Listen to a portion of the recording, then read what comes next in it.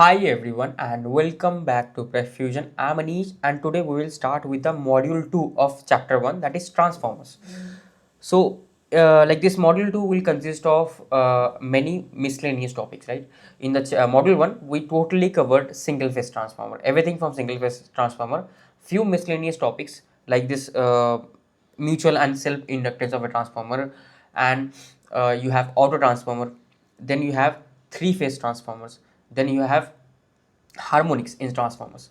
So those topics which are miscellaneous, those we will learn in this module too. Okay, so today we will discuss about self and mutual inductance of transformer, and of course we will cover the auto transformer. So I am having a bit of throat issue, so I am sorry if sometimes I snore or not snore, I cough. Okay, just bear with me. So let's discuss, like previously we had discussed that every transformer will have a mutual inductance, will have a leakage inductance, right? But what if the mutual and the leakage inductance is not given to you? Okay, that value is not given to you. What is given is the self inductance of the coil. If the self inductance of the coil is given to you, then how can you identify what out of the self inductance, what will be my mutual inductance and what will be my leakage self inductance, right? What will be my leakage inductance? So for that we will discuss. So if I have two coils which has self inductance L1 and L2, okay, so we know that from the coil 1 and coil 2, if I connect a source here, so two kinds of flux will go. One flux will only go throughout this loop, it will not link the other coil, and the other flux, that is this yellow colored flux, it will link both the coil 1 and the coil 2. So both will be linked here. Okay, phi 1 and phi 2, yeah, this n1 and n2 both will be linked. So there are two kinds of uh, flux. Okay, now can you tell me what is the flux linkage in the coil N1? So the flux that only links with the coil 1. What is the flux? This phi 1, right? So what will be the overall flux linkage? Overall flux linkage will be N1 into phi 1. So it will be N1 into phi 1. This is the overall flux linkage. What is the overall flux linkage of coil 2 with respect to coil 1? So this phi 1 2 is actually linking the coil 2. I am linking in the coil 2. So how many number of turns are there in the coil 2? N2. So it will be N2 into phi 1 2. That will be the flux linkage in the coil 2. So this is the term that is responsible for the mutual inductance, right? So if you remember, I had a term known as flux linkage was equals to Li, something like that, if you remember, right? Li. And if it was mutual inductance, it would be flux linkage is equals to Mi. So here this value will be actually proportional to, or will be equals to, flux linkage, overall flux linkage will be equals to, like this value will be proportional to the current I1, right? Because I1 is only responsible for this linking of the flux, correct? And I hope you remember all this we have learned in mutual inductance in the chapter 0. So this will be equals to N2 into phi 1 2 equals to M into I1, where M is the mutual inductance. M is the mutual inductance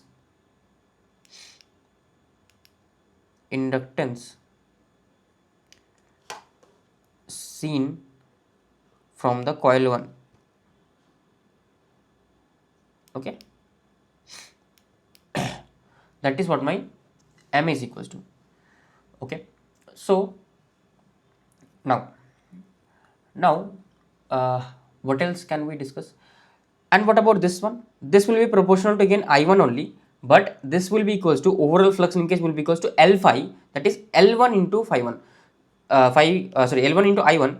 So this actually is called what? This is called as the self inductance. Okay, self inductance, or you can call it as leakage inductance as well.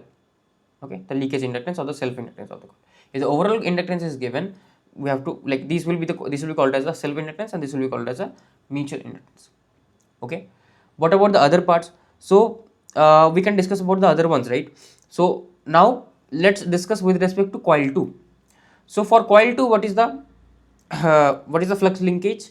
So coil 2, that only links with the coil 2 only, that is N2 into phi 2 2. If you see this phi 2 2 is only, green line is only linking with the coil 2, that is equals to this current I2, correct? L2 into current I2. And what about the other last one, that is N2 into the mutual flux 2 1 will be equals to M mutual inductance into I2. Okay, so both ways you can find it out. Okay, so what is your overall flux? So overall flux from the coil 1 is what? So overall flux phi 1 from the coil 1 is phi 1 1 and plus phi 1 2. That is the overall flux that is coming out, right? Phi 1 1 plus phi 1 2. Okay, yeah, due to current I1. So flux, I will write here, flux due to current I1. So it will be phi 1, that will be phi 1 1 plus phi 1 2. This will be the overall flux. Okay, now what is the net flux in the core? So let me write this bit better. Let me write this as phi L1 and this as phi M1. That is a mutual flux coming out of the core, and this is the leakage flux that only links the coil 1. It does not go out, correct? What about phi 2? So phi 2 is again a combination, that is a flux due to current I2. Okay, flux due to current I2.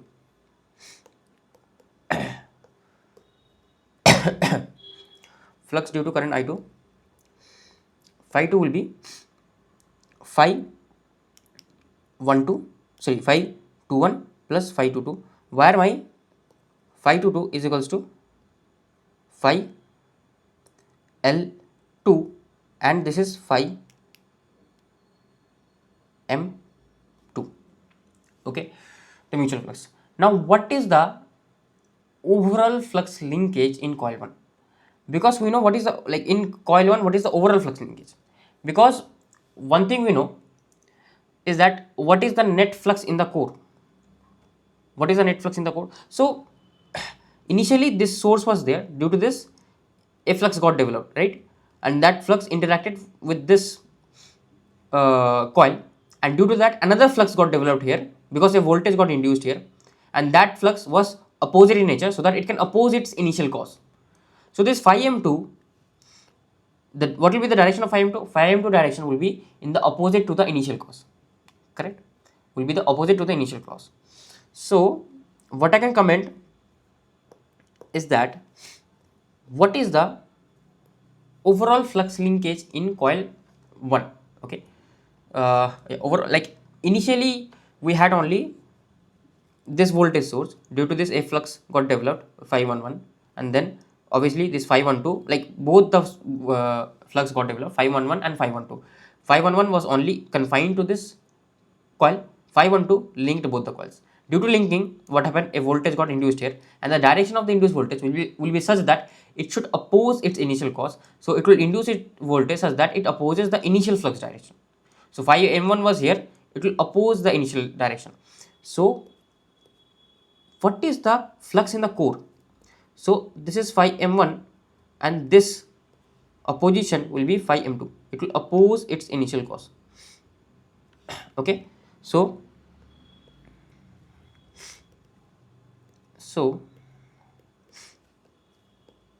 I can directly say that my I can say that flux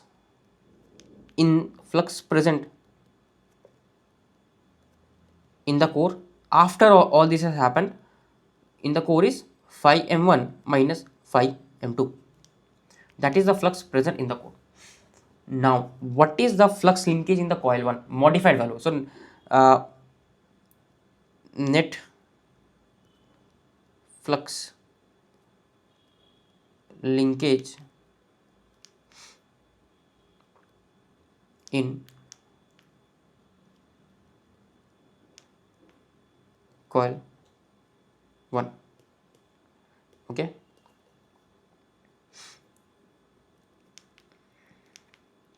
net flux linkage in coil 1. So net flux linkage in coil 1, psi 1 will be N1, the number of turns, into the net flux in the coil 1. So currently, right, this actually the flux in the coil 1 will be what? Its own flux, that is phi 11, sorry, that is phi 11, that is phi L1 for our purpose, plus phi M1 minus phi M2 because it is opposing. So this value will be N1 into phi L1, that is a leakage flux, plus the mutual flux M1 minus the opposition flux, right, from the coil 2. So this can be rewritten. This whole thing is what? This is simply phi 1 only, right? This is simply phi 1. Okay.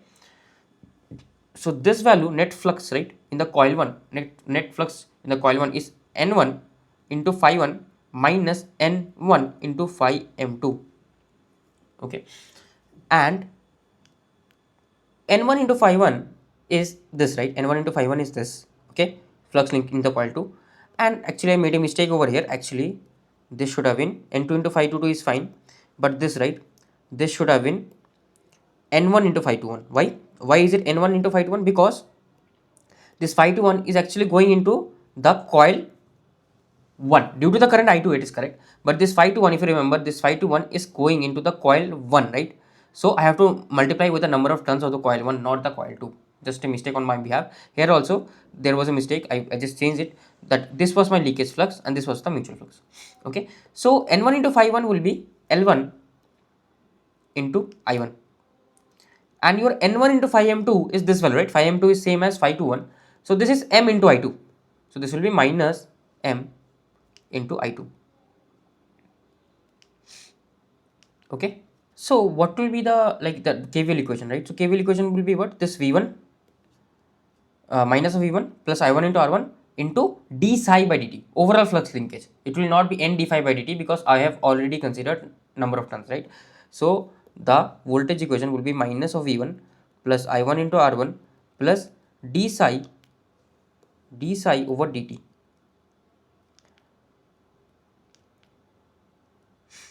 Okay, equals to 0.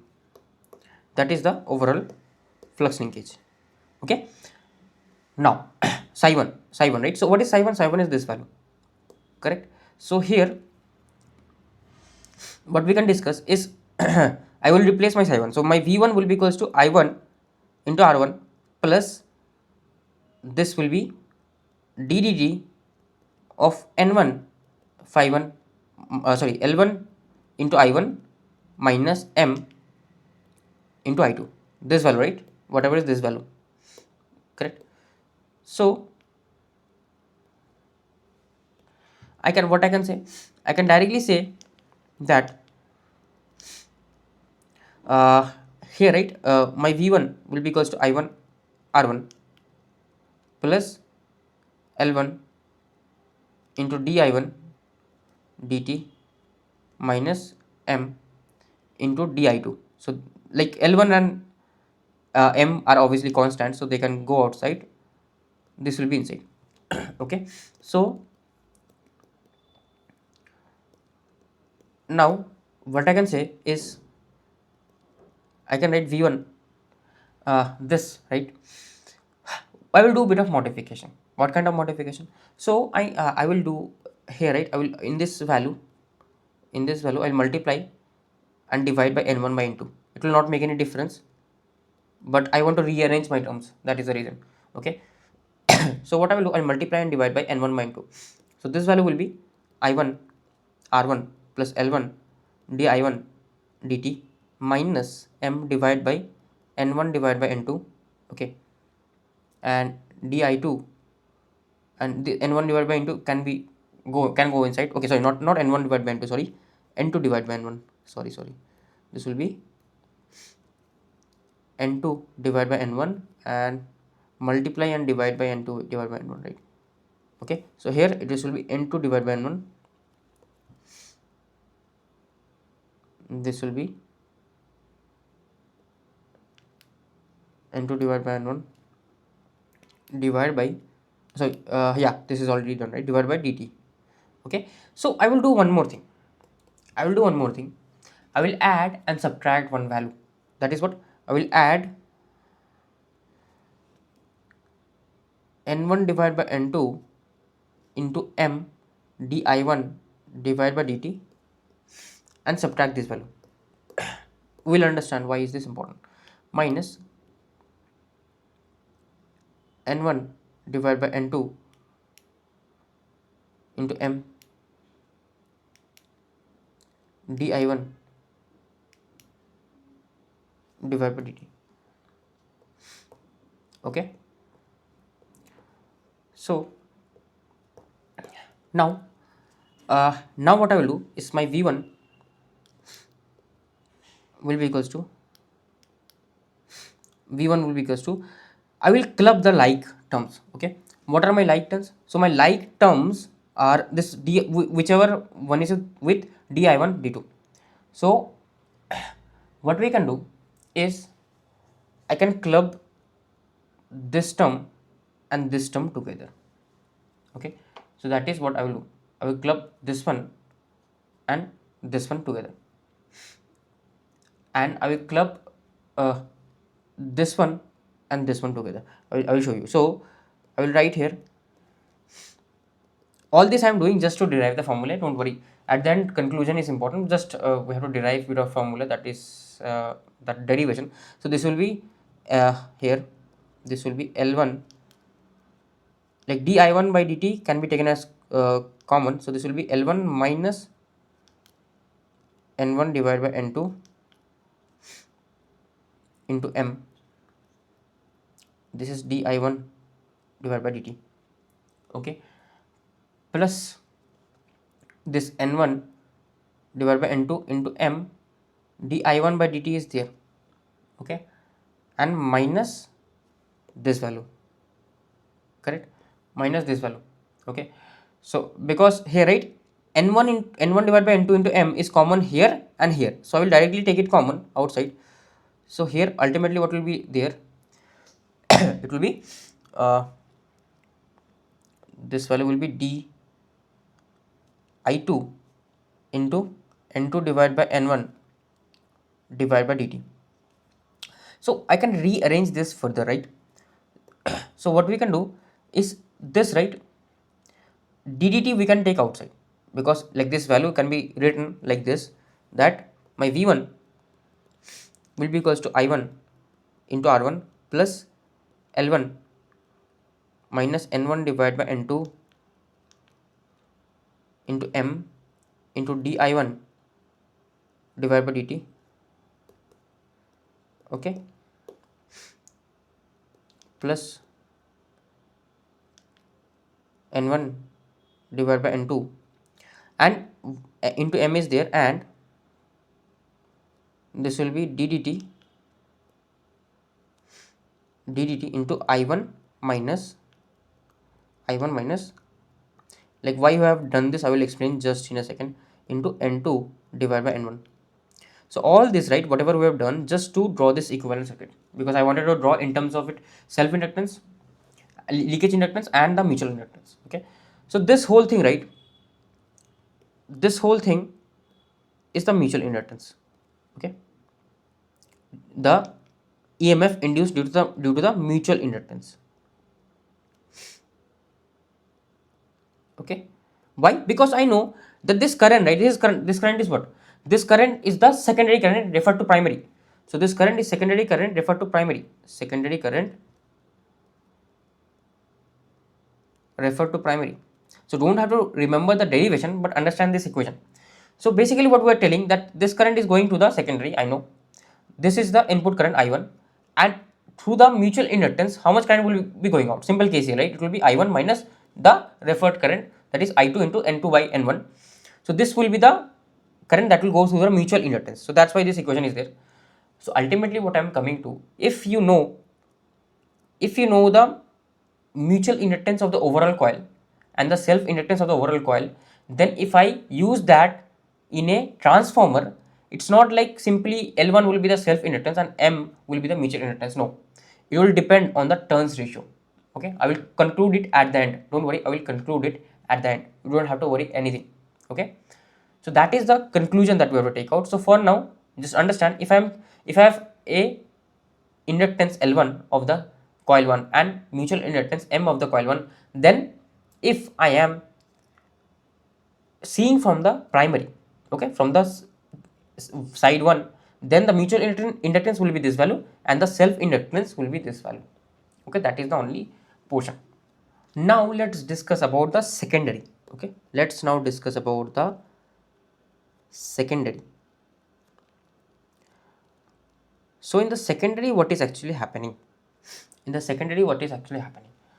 So in the secondary, what I can say is, what is the flux in the coil 2 due to I2.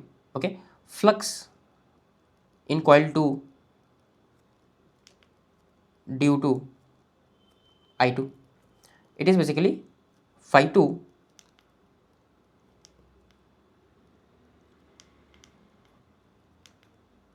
into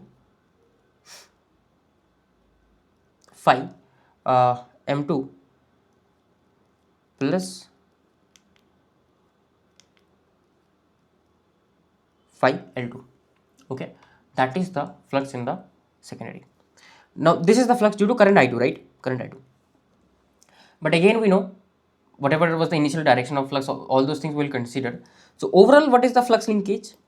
So overall flux linkage in the coil 2 will be N2 into the initial flux that was getting you, because phi M1 will always be greater than phi M2 and phi L1, because of course due to phi M1 only the other fluxes are getting induced, correct? So always phi M1 will be greater than phi M2 and phi L1. So phi M1 minus the flux present in the coil 2, that is phi M2 minus phi L2. Okay, so my psi 2 will be equals to N2 into phi M1 minus of phi 2. This can be rewritten in terms of something else. So I can write that this is equals to what? This is basically N2 into phi M1. N2 into phi M1 is basically the flux due to current I1. So it will be M into I1. Like this, N2 into phi M1 will be proportional to M into I1. Okay, minus this is what? N2 into phi 2. This is basically the self inductance of the coil. Overall flux into the number of turns is proportional to the self inductance L2 into I2. That's it. Okay, so now let's apply the KVL in the loop 2. Let's basically apply the KVL in this loop, right? This loop. If I apply a KVL in this loop, of course there will be bit of like this will be the mutual inductance and there will be leakage inductance as well. Okay, so the KVL in the loop 2 will be basically, this will have its own winding resistance, correct? So KVL in the loop 2, so this is my loop 1,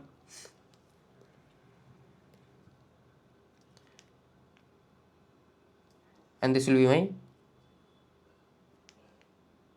loop 2. Okay, so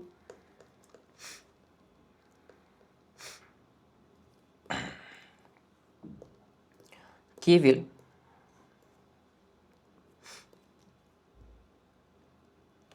in loop 2. Okay, KVL in loop 2. So KVL in loop 2, if I apply, it will be basically the induced EMF E2 will be equals to the drop I2 into R2 plus the secondary voltage V2. Okay, this will be the KVL in the loop 2. So what is the induced EMF? Induced EMF will be d psi 2 by dt, that is d dt into the flux linkage, that is this value, right? This value. So it will be M into I1 minus L2 into I2 equals to I2 into R2 plus V2. Okay, so from here we can rewrite our equation, this will be m di1 dt minus L2 di2 divided by dt. Okay, so this is equals to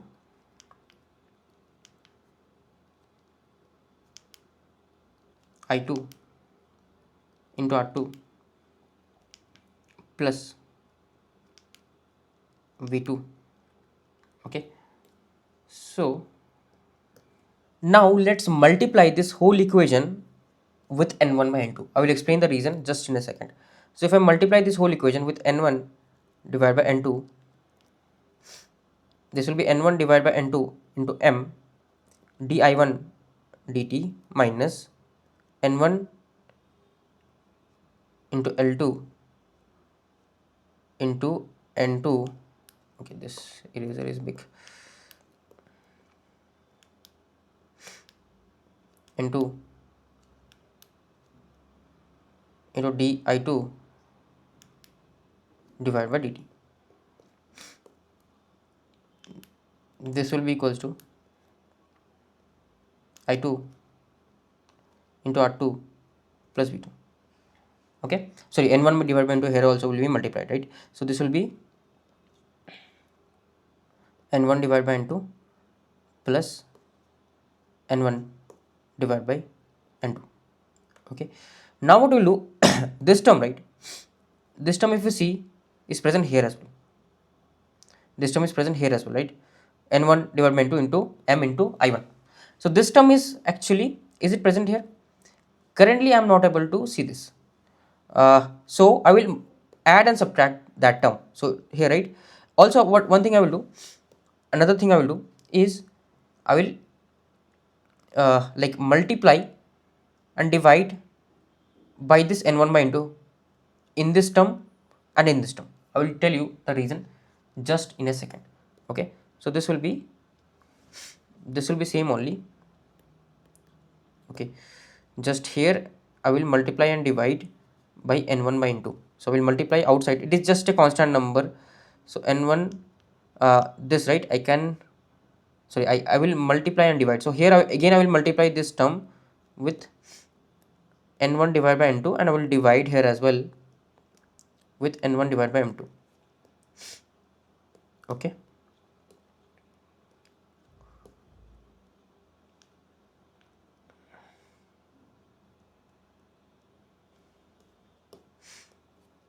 so this term here is this. So what I can say, here also I will do the same thing. Here also I will multiply and divide by n1 divided by n2. So I will multiply this by n1 divided by n2 and divide this by n1 divided by n2.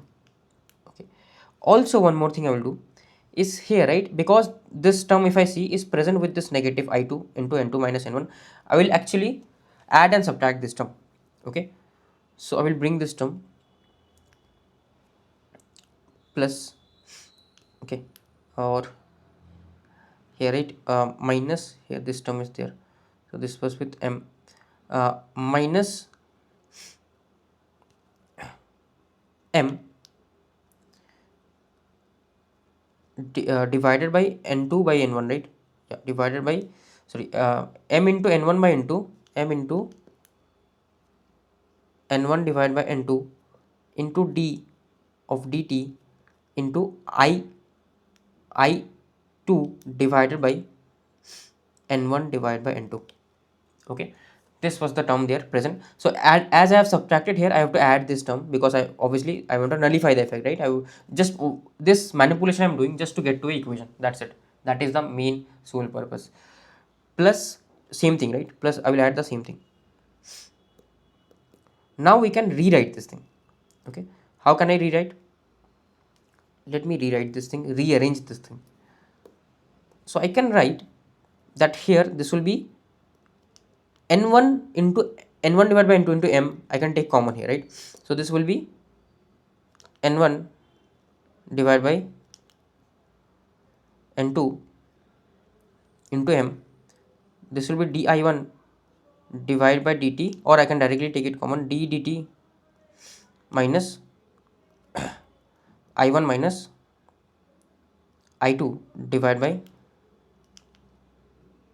N1 divided by N2. Okay. Then we have this term, right? This whole thing. So this is actually what? This is N1 into N2 whole square into L2. Basically, it is referred version of L2 on the primary. Correct. So this will actually be L2 dash, right? Just L2 dash. That's it. Referred version of L2 on the primary. Or you can keep it as it is. That is also totally fine. If you want to write L2 dash, or if you want to write this term, right? N1 into N2 whole square into L2. So now what we can do, right? We can actually take this term in common. This di2 into dt divided by I2 divided by N1 into is here as well and here as well. So ultimately this value will be what? This value will be this terms if I take it on the right hand side. Okay. So this will be equals to my N1 divided by N2 whole square into L2 minus M into N1 divided by N2. And this term is common, right? This term is common, correct? So I can write here d dt into I2 divided by N1 divided by N2. Okay, so this is actually the leakage inductance of the coil L2, and this is the mutual inductance which you already had derived, correct? Referred to primary. I'm talking about referred to primary. Okay, got it. Now, and also we have this term, right? Plus the drop. Basically, this is what? This is a referred resistance. So this is N1 divided by N2 whole square into R2 I2 divided by N1 divided by N2. Okay, and yeah, and my voltage is of course there, that is N1 divided by N2 into V2. Okay, so what is this basically? So this is the equivalent circuit. Okay, this was coming, I1 was coming, I2 divided by N1, N2 by N1 was going down, and the remaining current was going here, right? That is I2 into N2 divided by N1. That has a drop here, so that's why this is the drop here, and this is the voltage referred to the primary, and this is the inductance of the coil 2 referred to primary. Okay, so we have found out all the values. So what kind of values we have found out? So what is the overall circuit? Overall circuit is this, right? All this is referred to primary, referred to primary. So that, like, we are doing that manipulation just to get back to this result. That's it. Okay, don't have to remember those things, just understand the final value. And just few things I want, I say that you have to remember. This one, only one thing I will say you to remember: this mutual inductance value referred to primary. This we just remember, rest will be shorted. So let's discuss, right? Refer to primary side, what is the leakage or the leakage inductance of the primary winding? That is LL1. That is equals to what we just derived, that is equals to L1, the self inductance of the coil, minus mutual inductance into the number of turns ratio. Turns ratio is what? Numerator will be the number of turns in which I am referring to, so it is N1. Okay, so this will be N1, and denominator will be the number of turns on the other side. That's it. This thing only, you need to remember. Rest everything is bread and butter. Okay, what about the leakage inductance of secondary winding referred to primary side? Referred to primary side, if I see, this is the leakage, right? This is the leakage uh, reactance. So here also we have derived, and here also you can see, right, this term is the leakage inductance referred to leakage inductance of the secondary referred to primary. So this will be basically n1 divided by n2 whole square. Don't worry, I will summarize at the end. You don't have to worry a thing. Okay, n1 into n2 whole square into L2 minus of n1 divided by n2 into m. This will stay. This will not change. Okay, only this value changes. Why it changes, I will explain. Now, what is the magnetizing reactance? So, magnetizing reactance, if you see here, okay, uh, in the primary, it will be this, right, n1 divided by n2 into m.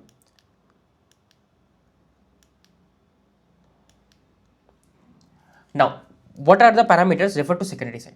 So, whatever you have found out, just you multiply n2 divided by n1 whole square. So, whenever we refer impedances from one side to another, we just multiply the turns ratio whole square. To the side which I am referring to, that will be in the numerator. From the side from which I have referred to, that will be in the denominator. So, here this will be basically, I will just multiply this, right, n2 divided by n1 whole square into L1. So, this will be n2, so this I can write here, n2 divided by n1 whole square into L1 minus, now this also gets multiplied, right, this also gets multiplied with n2 divided by n1 whole square. So, ultimately the term that stays here is n2 divided by n1 into m. So, n2 divided by n1 into m.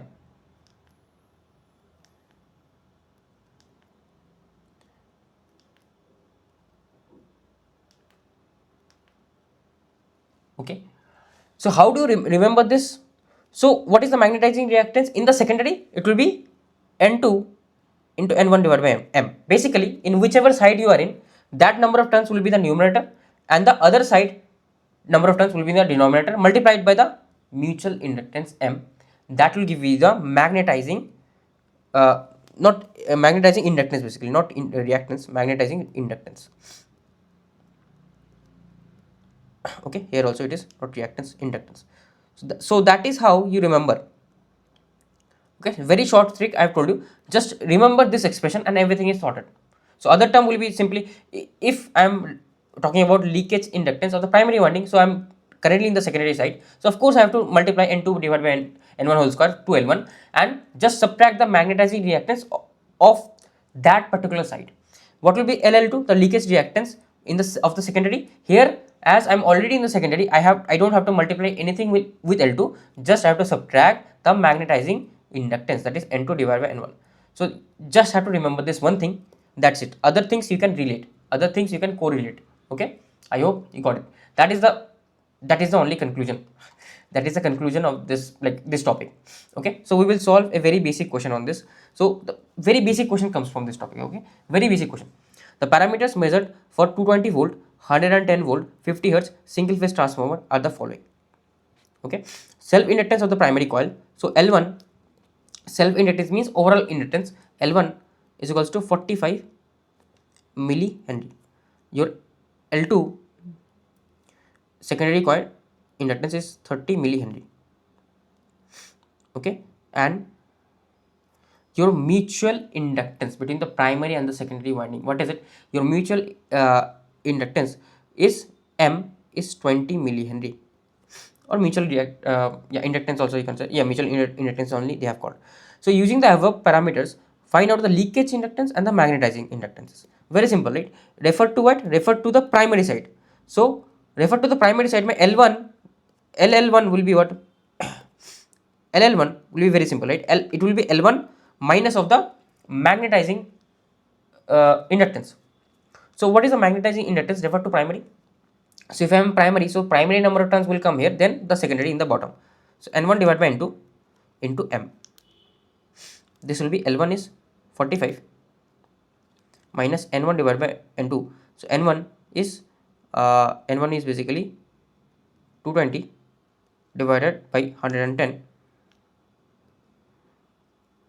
into M, that is 20. Okay, so this value will be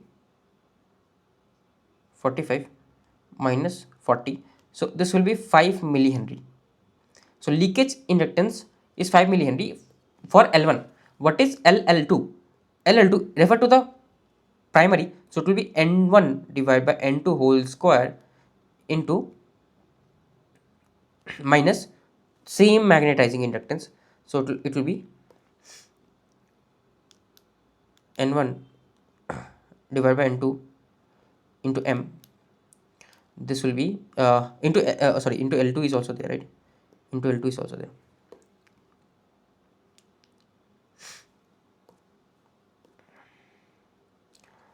So this value will be N1 divided by N2 whole square.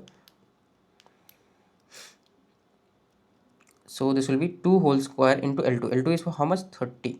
So minus the magnetizing reactance, that will be 40. So this will be 120 minus 40, that is 80 millihenry. Okay. What about the other one? Magnetizing already we have calculated, right? M. So my what the LM will be basically N1 divided by N2 into M, that is basically 40 millihenry. So it is 5 millihenry, 80 millihenry, 40 millihenry. So option B is the correct answer of this question. So let's now start with the next topic, that is auto transformers. So what are auto transformers?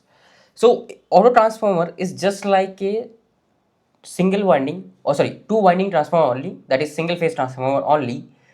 The difference is here, right? We don't have two legs, only one single leg we have. In that same leg, both the secondary and the primary are connected in the same leg. Okay. So there is bit of electrical connection in the auto transformer. There is bit of electrical connection. It is not totally isolated. In two winding transformer, the primary coil and the secondary coil were totally isolated, electrically isolated from each other. But in a auto transformer, the primary winding and the secondary winding are not totally electrically isolated. There is bit of electrical connection. Magnetic connectivity is there, also electric connectivity is there. Okay, so that is what a auto transformer is. So we will discuss these things. First thing, like first point is here, in auto transformer, primary and secondary are not totally, are not electrically isolated. And what is the reason behind using a auto transformer?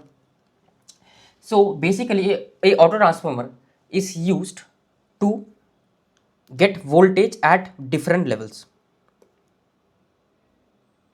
Okay, get voltage at different levels, generally a step down. Okay, let's say I wanted in a particular circuit, I wanted 110 volts, then I wanted 100 volts, then I wanted 90 volts. Okay, so for this, right, if you use a two winding transformer, you have to use a transformer here with different turns ratio, here different turns ratio, here different turns ratio. So 3 two winding transformers will be required. But in an auto transformer, with a single auto transformer, what I will do is this knob you can see, right? I will just rotate this knob and I will get back my desired voltage level. Okay, how? So let's study from here, right? So let's assume few things. Let's I will, like, this is the actual 3D figure of the auto transformer, actual 3D figure of the auto transformer. We will discuss about the 2D figure as well. So if I have this high voltage winding, high voltage current, and this high voltage winding has the number of turns as NHB. Okay, and the low voltage winding has the number of turns as NLV. Okay, so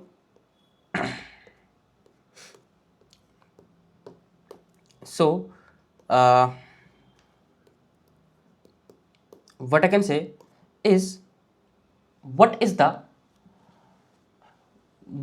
flux in the coil 1? I mean, due to this, right, due to this core, whatever is the current and this number of turns, right, so flux will be same, flux will not change.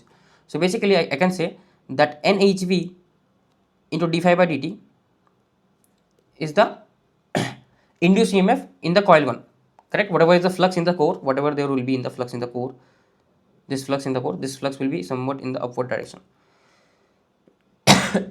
this flux will be in the upward direction.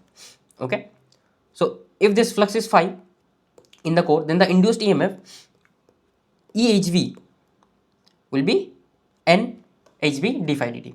What will be the low voltage winding induced EMF? Low voltage winding ELV will be NLV into the same flux, right? The flux is same, does not change. So d phi by dt. So from here I can directly say the turns ratio. I can directly use the turns ratio. What will be the turns ratio? So my EHV upon ELV upon ELV will again follow the turns ratio NHV upon NLV. This will be followed. Okay. So I will have multiple tappings here. I will just rotate the knob, and if I rotate the knob, automatically the voltage will get changed. Okay, generally we use it for step down transformer only. We don't use it for step up. Okay, we generally use it for step down. Step up is also totally valid, no problem with that. But the just be bit careful. Generally what we do is the high voltage winding is connected to the supply and the low voltage winding is connected to the load. Okay. Okay, now let's discuss about a very basic connection. Okay, so how is auto transformer made? So what we do is we have this two winding transformer. So what we do, we actually connect the dot of the secondary with the this point, right, the non dot of the primary.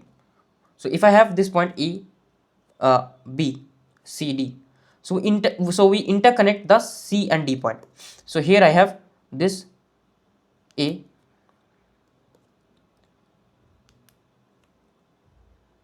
B and C and D.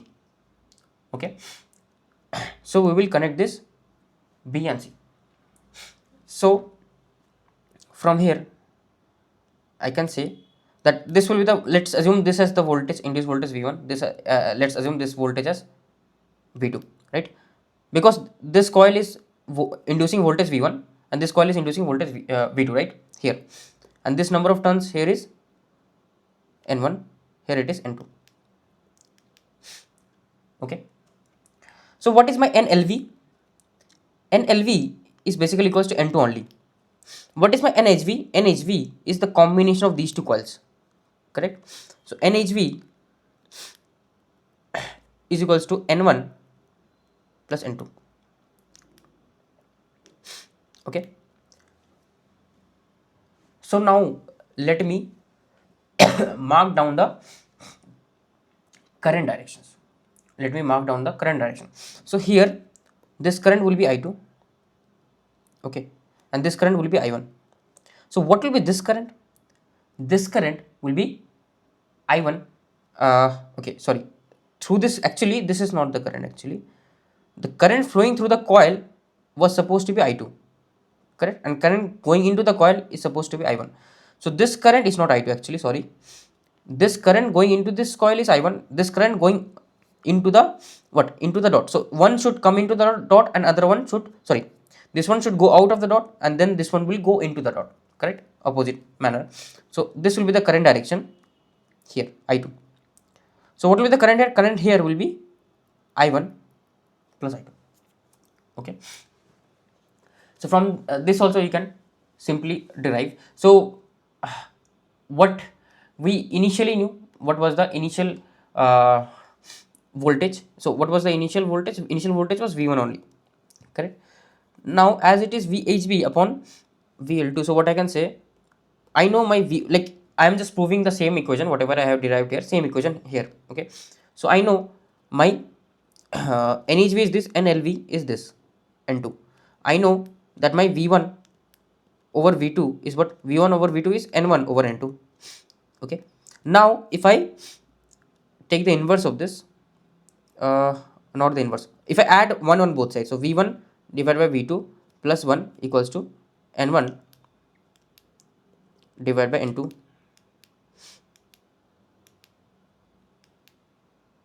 plus 1. Okay, so I can directly say V1 plus V2 divided by V2 equals to N1 plus N2 divided by N2. So from here, right, same equation, right? So what is N1 plus N2? NHV. What is V1 plus V2? VHV. So VHV by V2 is VLB basically. VLB is equals to NHV by NLB. Now what about the current? Like I'm just proving the same thing over and again. So what about the current? So current, if I write that, I knew what is the this is my ILV current, okay, and IHV current is I1 only. So this is my IHV current. So I can write my, I know one thing, right? I know this turns ratio, that is I2 by I1 according to MMF balance, it is equals to N1 by N2. So I can use a single winding transformer as an auto transformer as well. Okay. Okay. So and N1 by N2.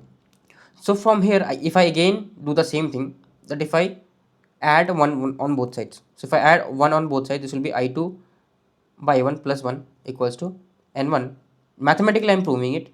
Okay, theoretically I have already told you what is the value. So this value will be I2 plus I1 divided by I1 equals to N1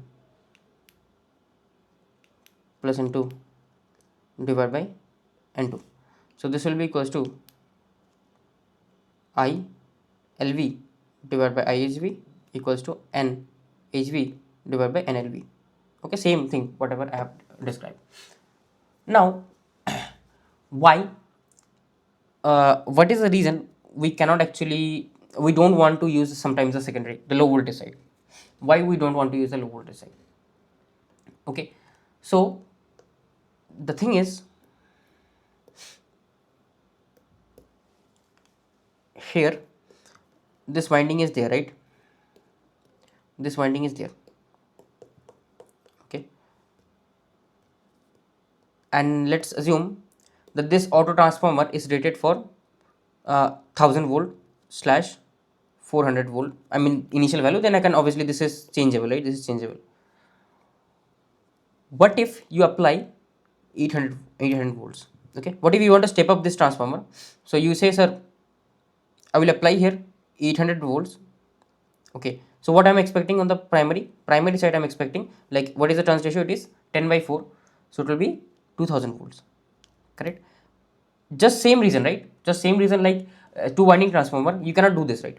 In two winding transformer also you cannot do that. If the rating is 1000 upon 400, and that means rating of the primary is 1000, rating of the secondary is 400, so you cannot go beyond the rating. Okay, because in auto transformer generally, right, the second number won't be written, only the first number will be written. Okay, only the first number, let's say 1000 volts is written. Like this auto transformer, if you see, if I zoom in here, right, the input is given as this 240 volt, 50 to 60 hertz. Output is this value, 0 to 240, okay, or something else. So only one voltage level will be given to you. So if only one voltage level is given to you, let's say this 1000 volt, so you don't know what is the high voltage winding, what is the low voltage winding. So you apply this 1000 volt on the secondary, expecting that it will work totally fine. Theoretically it may work, but practically it will not work, because of course, right, the secondary is not rated for 1000 volt. Secondary is was rated for 400 volts, but here you are saying it is 1000 volts. So that is a problem. That is a problem basically. Okay, so that's why we don't apply any voltage in the low voltage winding. We apply only on the high voltage winding, that is IHV. Okay, otherwise what will happen? Simply the core will saturate, because the induced, like the voltage is higher, so d phi by dt will be high, core will simply saturate, voltage will be low more. So if voltage is fixed, frequency is fixed, phi m also fixed, right? So core will saturate, right? Because I know my phi is proportional to voltage by frequency. Voltage increases, flux will of course increase, right? Hence core will saturate. So like whatever we had discussed, same thing is written. Like auto transformer is a type of transformer that consists a single winding wound on a laminated core. So here, right, it is only single winding. There we had two windings. Previously, whatever we are discussing in the previous module, it was two winding transformer. Here it is single winding. Okay, that's very key point, single winding. Unlike conventional two winding transformer, whole primary and secondary are electrically isolated in conventional two winding. But in auto transformer, they have common winding section, meaning both windings are both electrically and magnetically connected. So bit of portion is electrically connected and the other portion is magnetically connected. Okay, we will see that. Since there is only one winding and one core, the voltage per turn remains constant, ensuring efficient operation. So very less chance of flux leakage. Okay, this is the ratio VH upon VL. So that is what we have discussed, right? So what is the advantage? So advantage is, as they are magnetically connected very well, okay, as they have common winding, so there is very less chance of leakage, hence the efficiency also increases. And as only a single core is there, right, only single leg is there, so the size of the device also reduces. Okay, hence the material required for same rating transformer will also reduce. If the material required reduces, then cost also reduces, right? Cost of the overall system reduces. But what is the disadvantage? So why we are using two winding transformer? Why don't we use this auto transformer? The problem is here, isolation, electrical isolation is lost, and sometimes we want this electrical isolation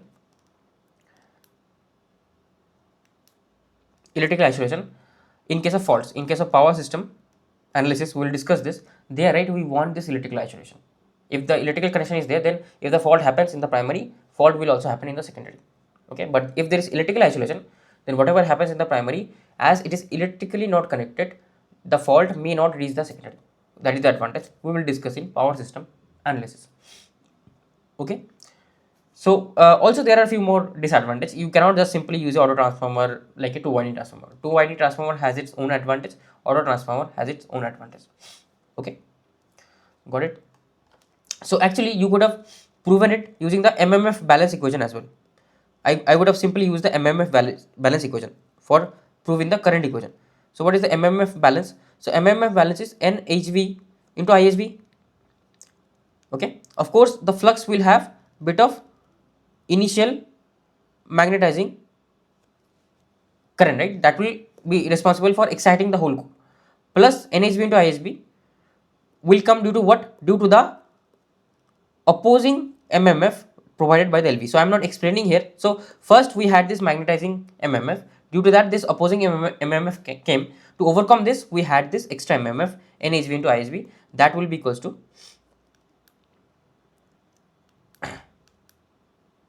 NHV into IHV. Sorry, NHV into IM, like initial. So overall MMF in the core should not change. So ultimately your NHV into ISV will be equals to NLV into ILV. So from here also you can derive the same current ratio whatever we had discussed. So ISV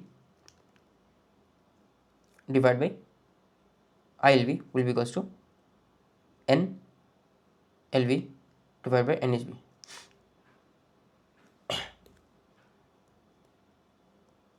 Now let's come to you might have one doubt in your mind that why, sir, why not use a simple resistive divider?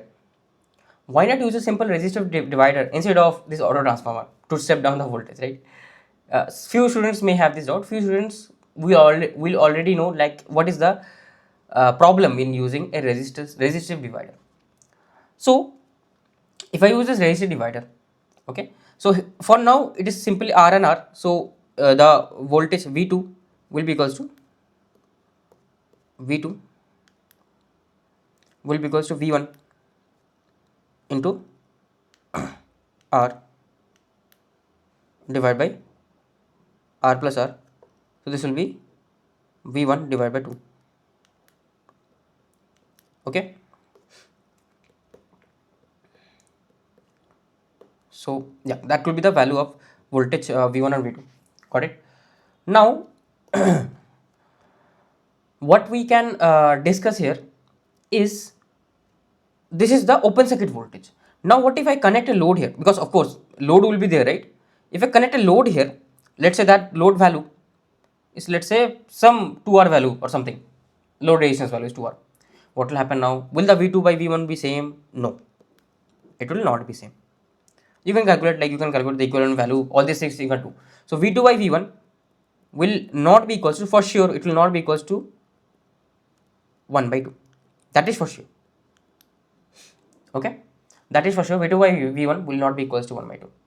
Okay, now what is the problem? First problem is loading effect. So the ratio is automatically changing as I change my load. So of course we will not want that, right? Because let's say initially you had a single house connected to the output, then I have two house, three house. So if I change the houses, whatever is connected to the line, your voltage changes. So your lights, fans, all those things will not work properly. So we cannot simply use resistance divider. Another thing is, whatever current will flow, right, that current will actually dissipate heat. So then we have this loss, heat energy loss.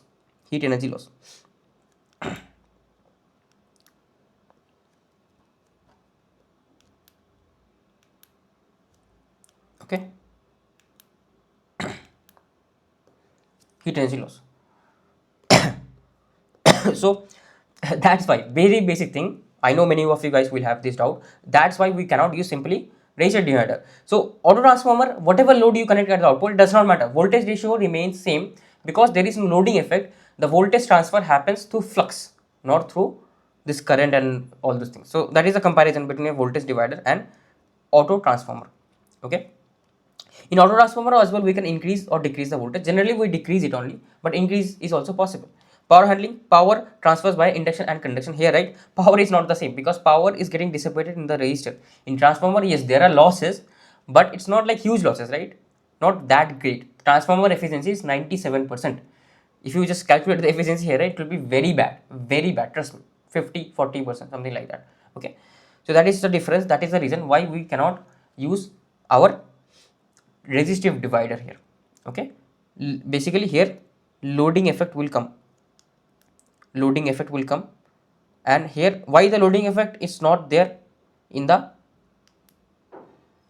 in this, because the flux remains constant, right? Flux does not depend on load, does not depend on load, and voltage transfer only happens due to the load only. Flux does not depend on load.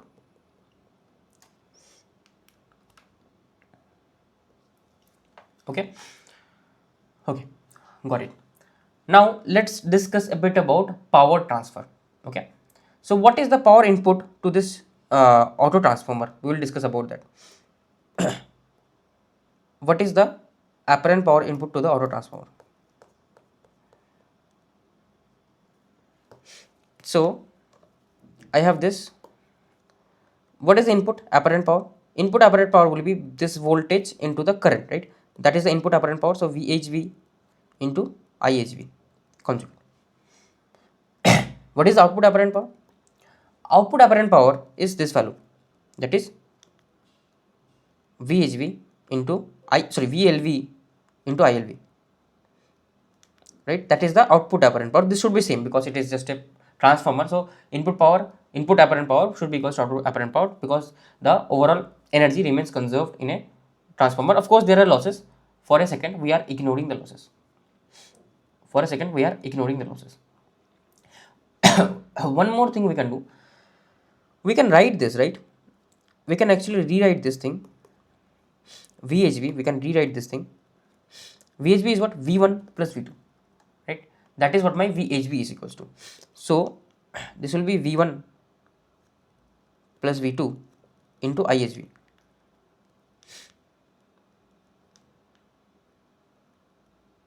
Start. Okay, so this will be V1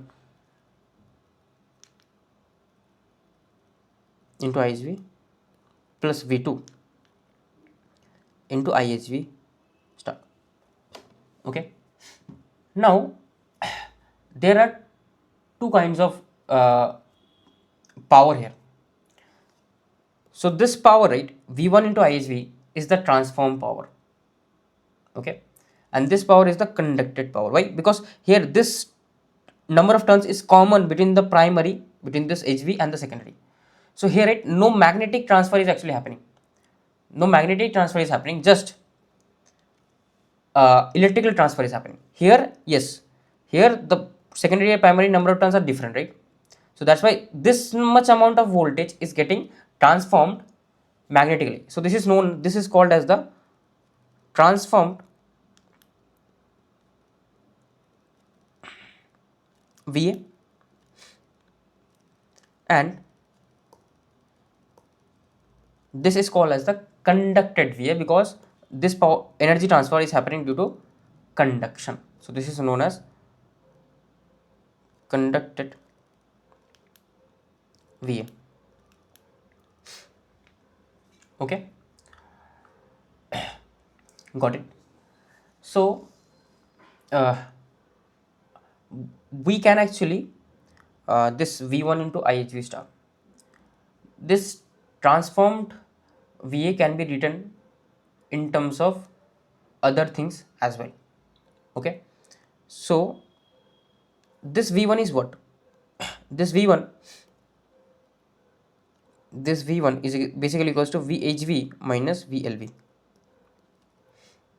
correct, into IHV star. So my transformed VA is this value. So this can be written as VHV into IHV star minus VLV into IHV star. Okay,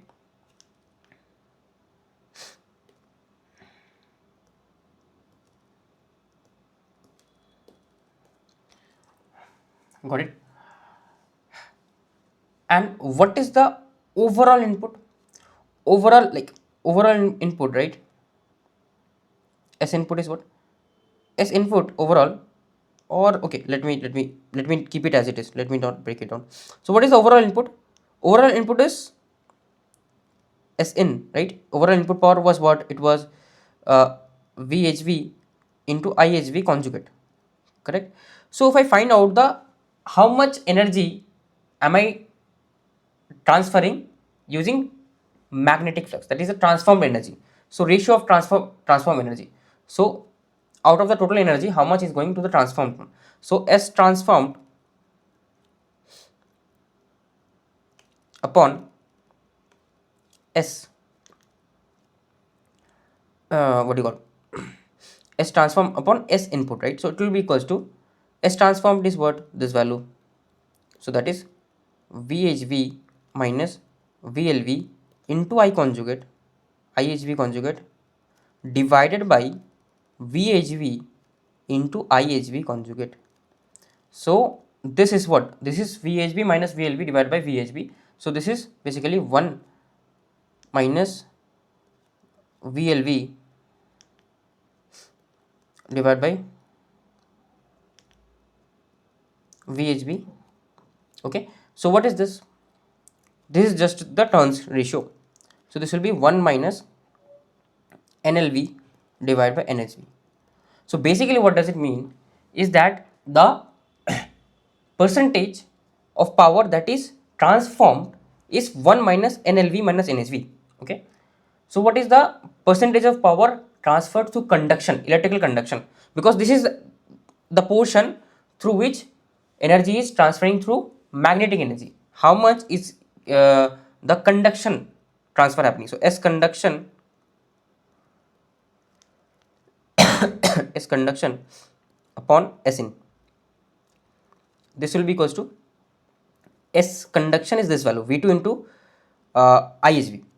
So what is V2? V2 is simply VLV, right? V2 is simply VLV. So this can be rewritten as VLV into ISV star. Okay. So this will be VLV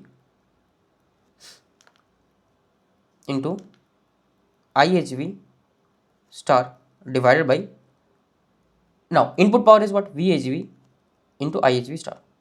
So what is happening here? Again, it is VLV upon VHP. So the remaining power, right, is getting transferred through conduction.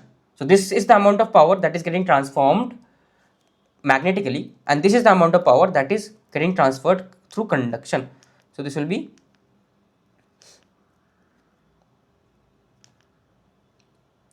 NLV divided by NHV. Okay, that is the thing over here. I hope we have understood the thing.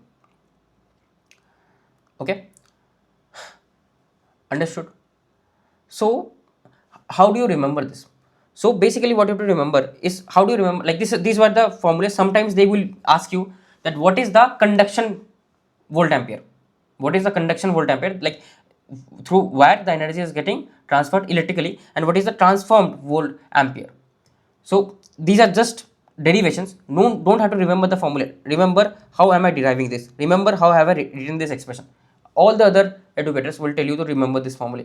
They have some transformation ratio A. They will tell you this is 1 by A. This is A, right? But that's not how you should remember. Okay, because you will forget that. Best thing will be derive it. Okay, and try to understand systematically how it is happening. So what you have to remember is this, just this equation. S input is this value, that is equals to this combination of two powers. That's it. How much time will it take you to find out the ratio? Hardly 5 to 10 seconds, and it's totally fine.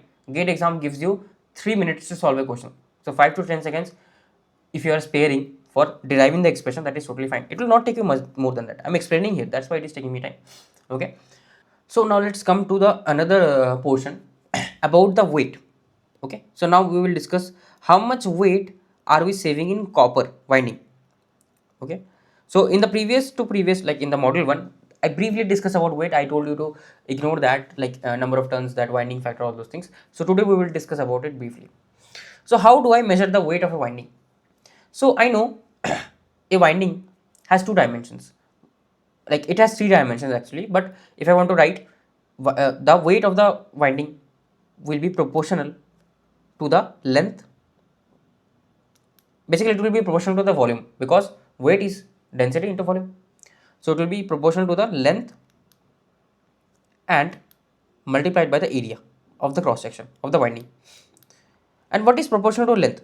The more number of turns there will be, the lengthy the winding will be. Okay, this is the winding. So if I have, let's say, 4 turns here, and here if I have 6 turns, so obviously this will have larger length, right? So that's why it is proportional to the number of turns.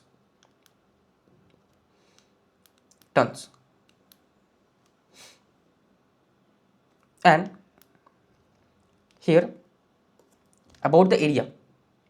Okay, what is area proportional to? So I know the wire will be thicker if higher current flows, correct, because it has to support high current. So if it's a 10 ampere, if you go into the market, you say I need a 10 ampere rated wire, so you will see that they are giving you a very thick wire.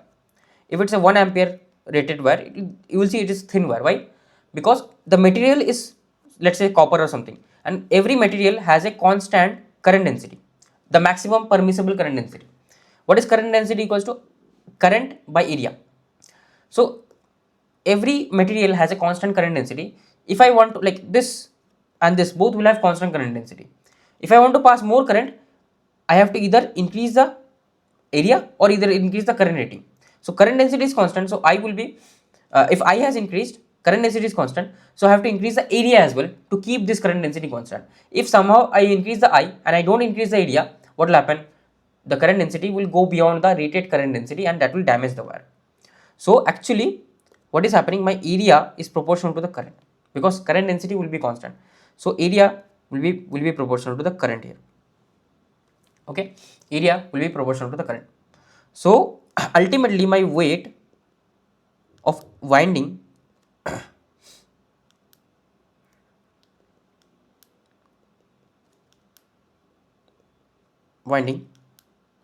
is proportional to number of turns into the current n into I. That is what my weight of winding is proportional to. So now let's discuss that what will be the weight of the copper required in the two winding transformer compared to a auto transformer. So let's make the rating same. So if the high voltage winding here is IHV and VHV, so here also I will make it same, VHV and IHV. Okay, to make a fair comparison. Make a fair comparison. This will be VHV into IHV, and here this will be VLV, the low voltage side, into IHV,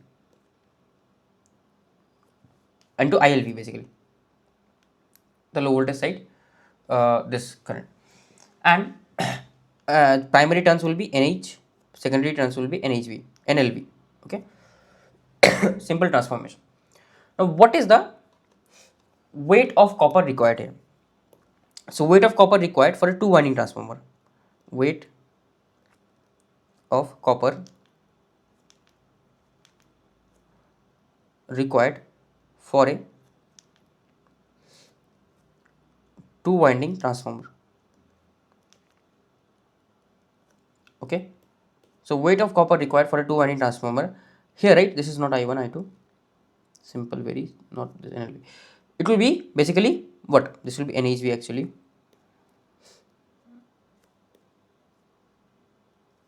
So it will be NHV into IHV, right? NI, number of turns, right? Plus obviously the low voltage winding as well. So NLV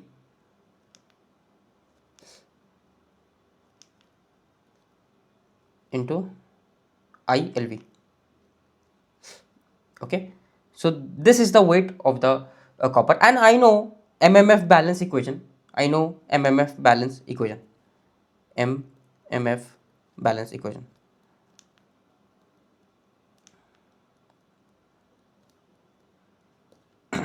Okay,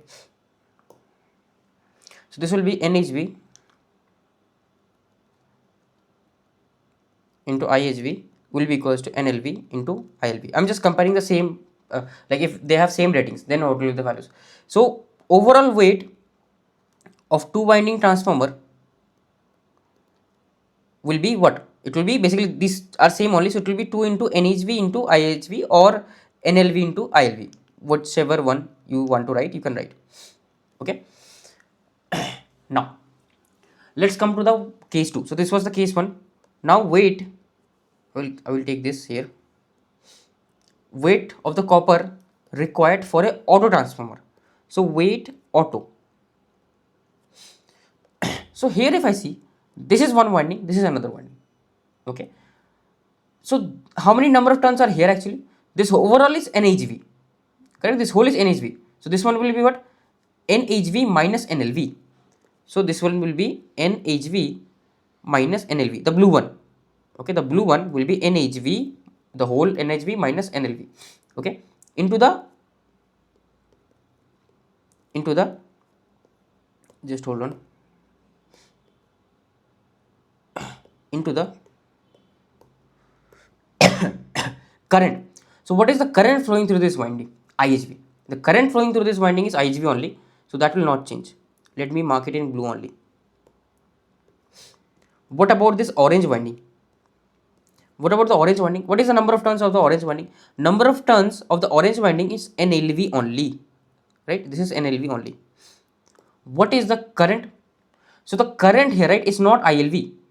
What is the current? So this current is ILV, this current is ILV, this current is IHV. So this current will be what? Either way works fine, whichever direction you want to write. So this current will be basically, if I want to write KCL, this current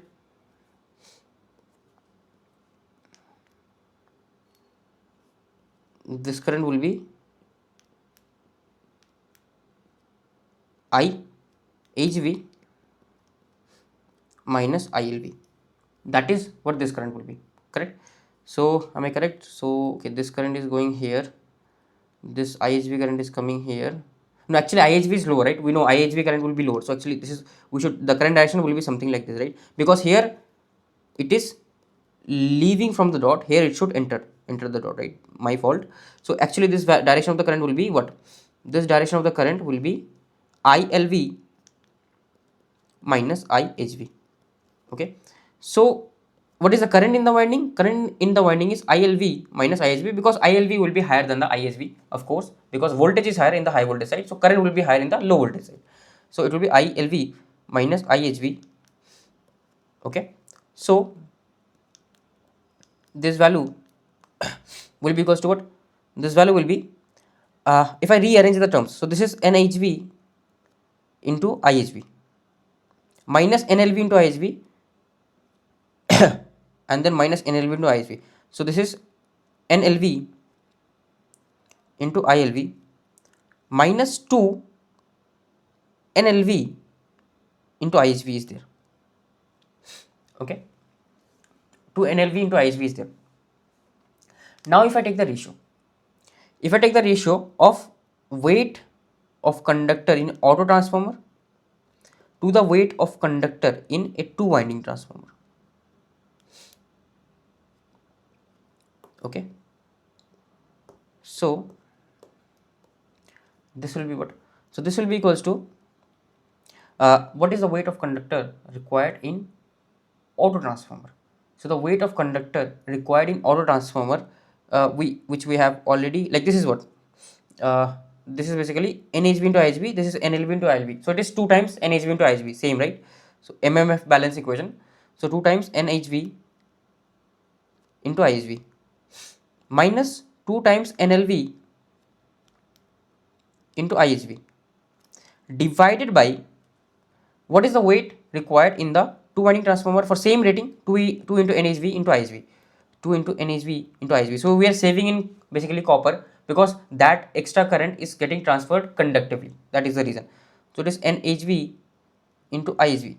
So here if I divide, this will be 1 minus, so this is what, 2 is getting cancelled out, NLV by NHV into IHV by IHV is getting cancelled out, it is simply NLV by NHV. So it will be 1 minus NLV by NHV. Don't have to remember this, just if you somehow are able to like draw this circuit and derive this, that will be very good for you. Okay, or you can otherwise remember this always, because how to remember this? I know, right? It can never be actually, the formula of weight auto upon weight 2 winding can never be 1 minus NHV by NLV. It can never be possible. Why it can never be possible? Because NHV will have higher number of turns. So NHV will be greater. NHV will always be greater than NLV. So if NHV is always greater than NLV, so this ratio will come out to be negative. That is not possible.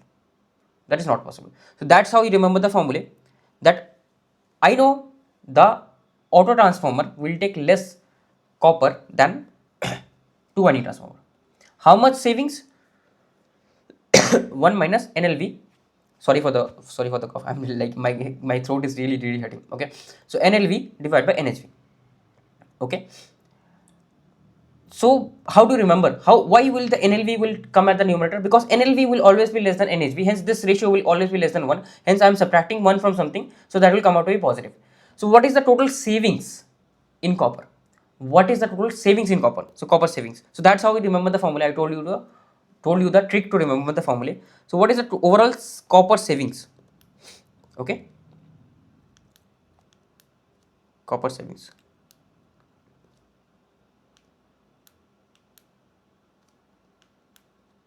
What is the overall copper savings?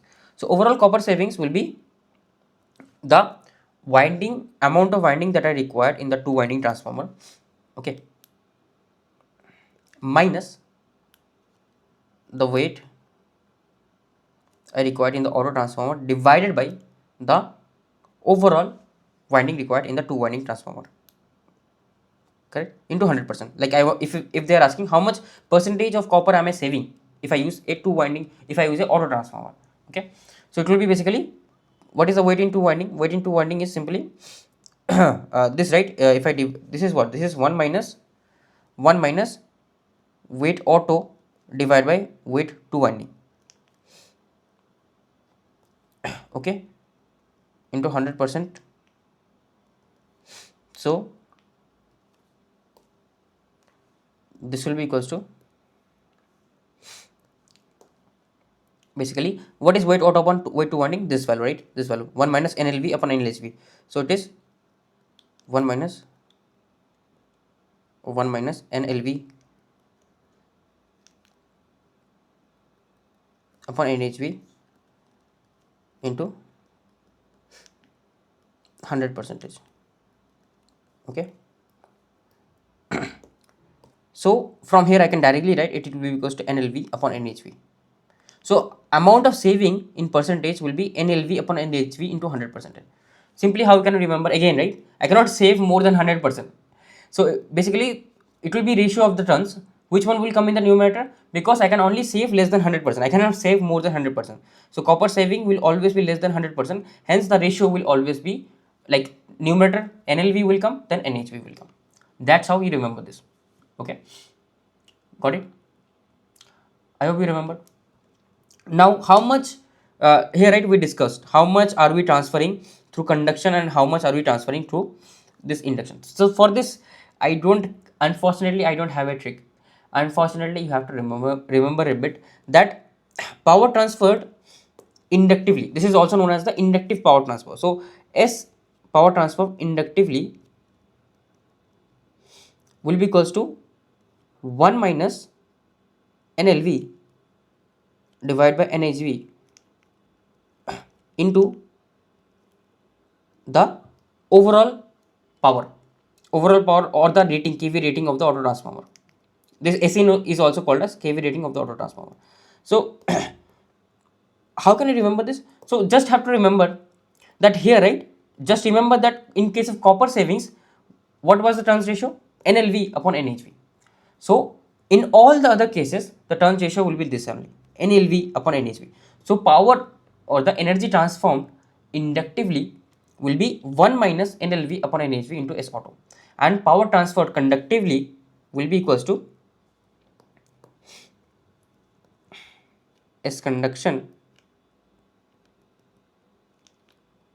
will be equals to NLV upon NHV. I'm just not telling you that K formula, transformation ratio. I'm not writing it anywhere because that is not required. Understand the concept. Okay, so it is NLV into NHV into S auto. Got it? So this is how you remember. What about the kV rating? What about the kV rating of a transformer? So if I discuss about the kV rating of a transformer, so kV rating of a transformer, now I will discuss the kV rating of a transformer and compare it with a two winding transformer. Okay, how do I compare with a two winding transformer? So this I will copy this, where is it? This is there, right? So this where is it?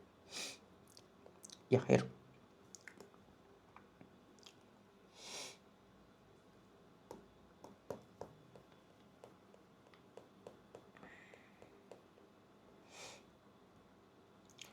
So this will be here only. So this I will paste. Like now I will compare the kV rating of a two winding transformer and a auto transformer, like if they are similar in nature. So what is the kV rating of an auto transformer? KV rating of an auto transformer,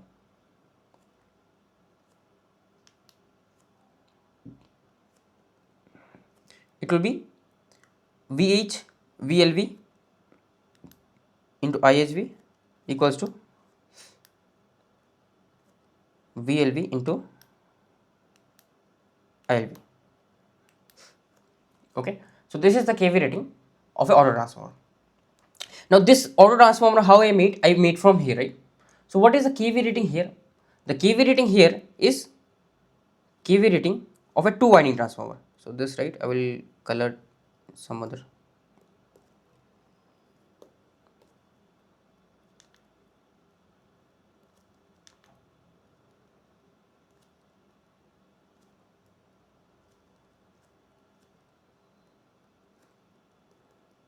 Transformer.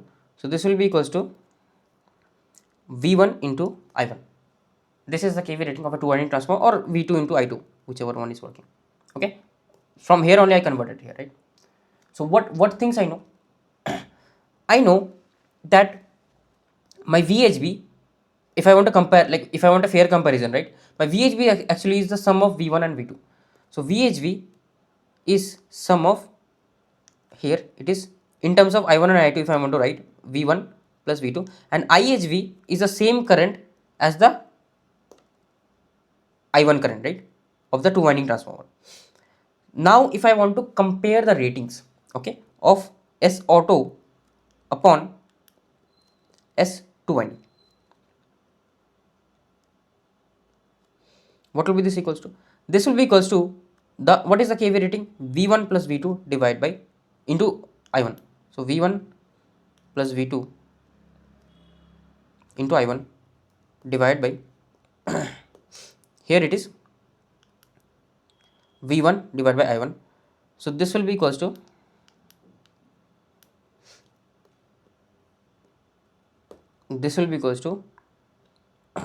1 plus V2 divided by V1. So that is N2 divided by N1. Okay. So like you can do the comparison basically N2 divided by N1. And what is N2 divided by N1 if I want to compare in terms of the high volt, in terms of NHV and NLV? So I know that my N2 is basically NLV, correct? And what is N1?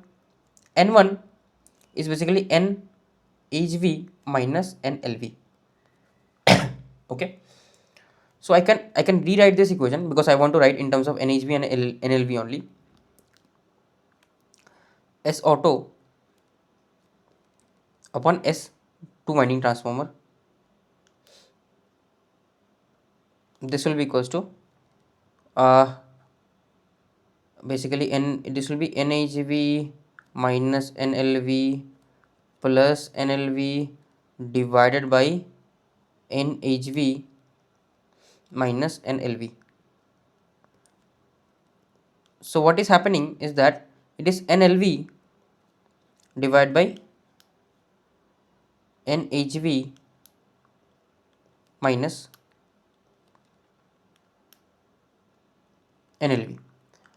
Now if I like reciprocate this, so my S2 winding, like I mean for similar conditions, right, for similar condition basically what I am trying to get at is the rating of the auto transformer will be higher. Okay, so S2 winding divided by S auto, this will be equals to what? This will be NHV minus NLV divided by NLV. So this is NHV divided by NLV minus 1. Okay, sorry, I told you otherwise, that is the rating of the okay, am I correct here? This is minus, so this will go there. Okay, sorry, this is N, sorry, I told you correct only. This will be N, sorry, this right will go there. NLV will be at the bottom, correct? Okay, sorry, here NHV will be there actually, sorry. So this term will be basically 1 minus, again the same turns ratio, that is NLV by NHV. So what I was saying is for the same conditions, right, for same conditions the rating of the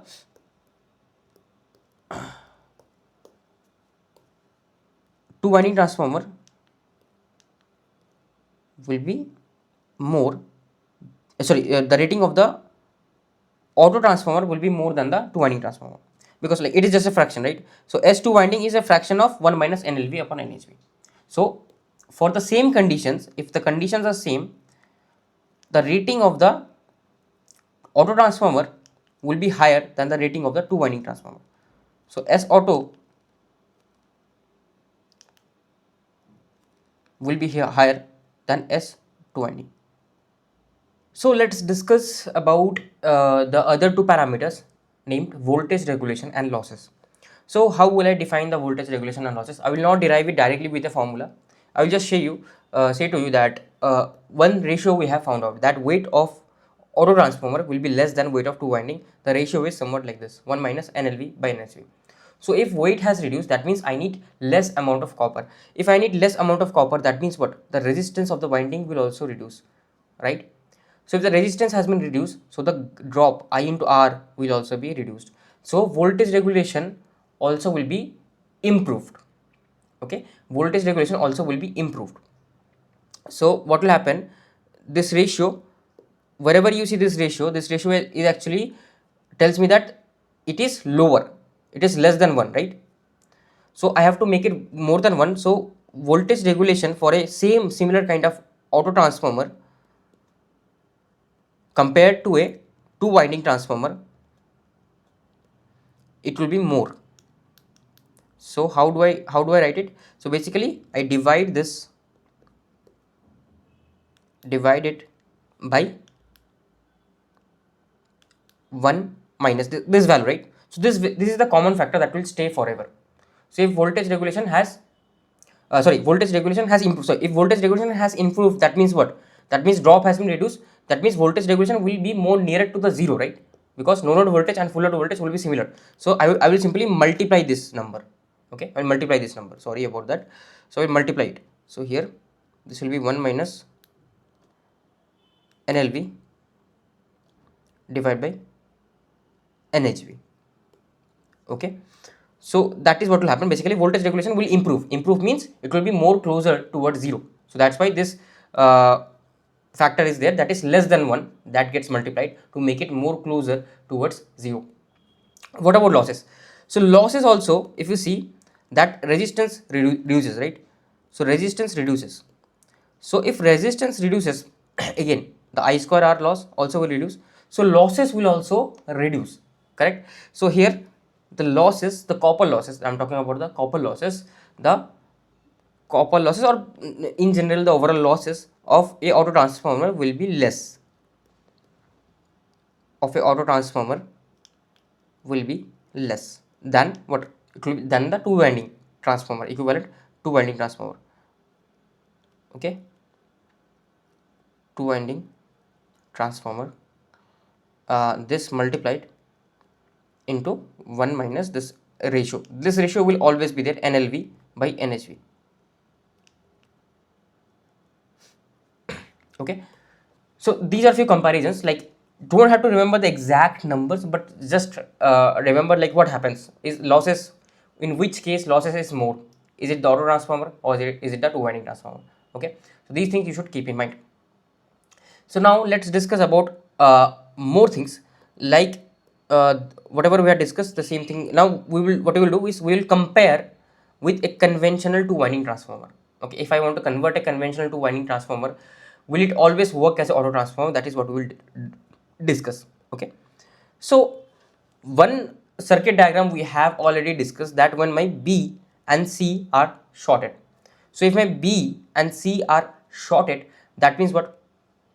That basically means that um, it will work as an auto transformer. This circuit we have already discussed. I will still quickly go through it over again.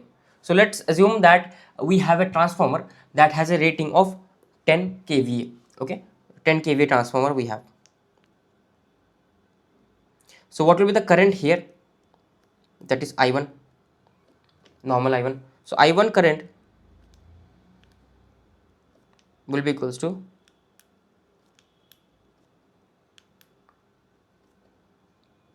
10 cube divided by the voltage rating, that is 500. Okay, so it is 20 amperes. That is the I1 current. What is the I2 current? I2 current will be 10 kVA divided by the 200 volt, that will be equals to 50 amperes. Okay, this will be the I2 current.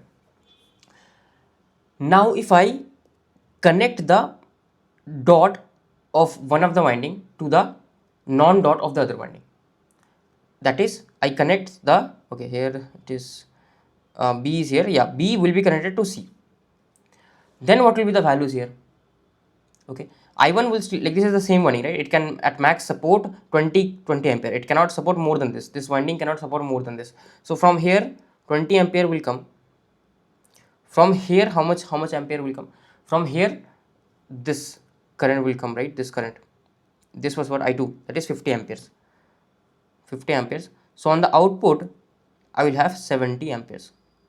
70 amperes of current.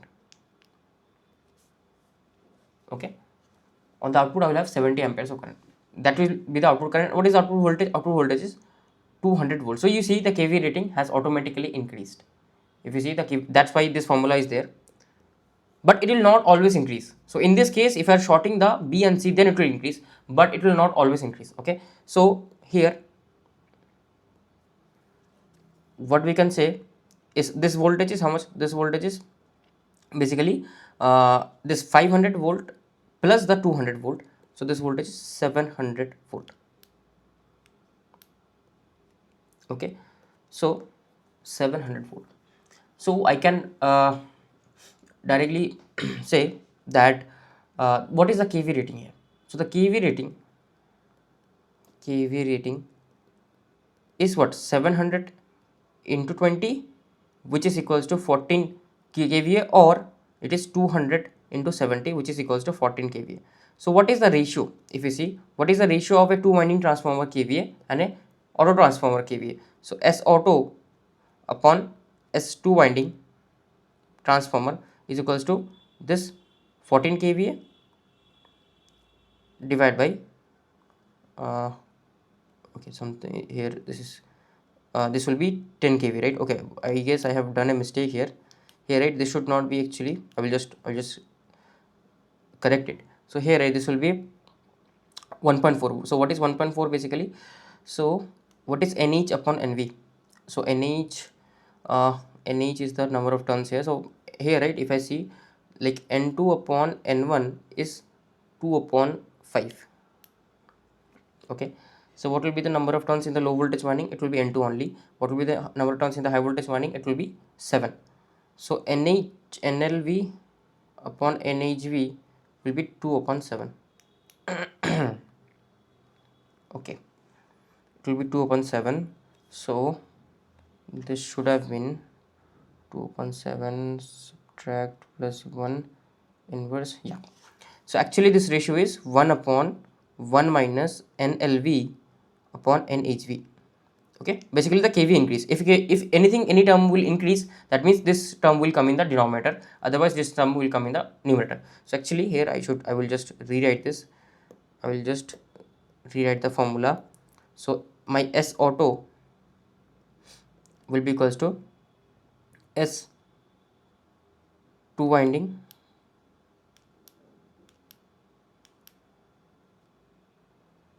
transformer into S two winding transformer divided by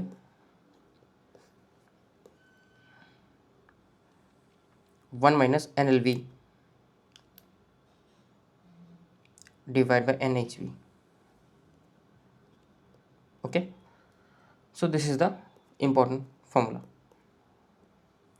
I mean, no need to remember this, but understanding is good. Now what if I interchange the connections? Now what if I am not shorting the C and D, I am shorting the A and D?